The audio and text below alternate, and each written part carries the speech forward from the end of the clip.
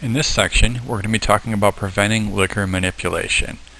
Typically, liquor manipulation takes place when you have really tightened controls as far as your point of sale system. Common types of theft include pouring from their own bottle, substitutions, underpouring and overpouring, and comps and spills.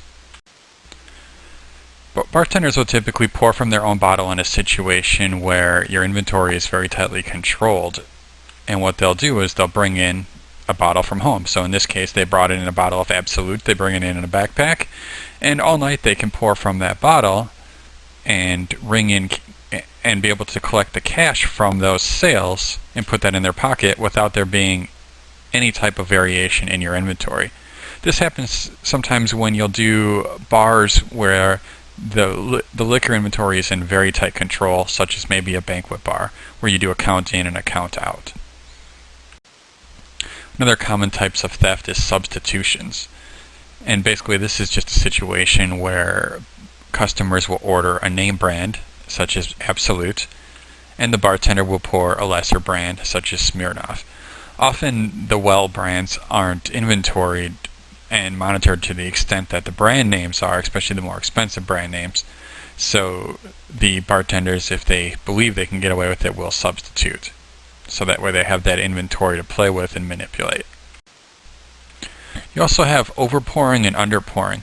Let's say your typical recipe calls for 1.5 ounces of vodka. So we know how dangerous overpouring is. If they pour 2 ounces, that's profits that they're going to take away from you. But underpouring can be just as dangerous too. So that $7 drink uses 1.5 ounces of vodka. But let's say the bartender instead pours only 1 ounce. And the bartender does it for the next drink, 1 ounce as well, and then the third drink, 1 ounce. So now they shortchanged it 0.5 ounces every time. They now have an extra 1.5 ounces that they can pour, which is the exact amount of your recipe.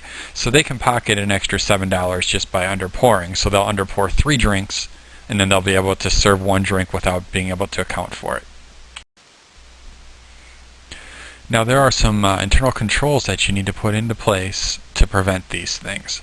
So take a look at the article below and read about bottle for bottle exchange, not allowing personal belongings behind the bar, proper logs, and the methods of counting, as well as using random mystery shopping.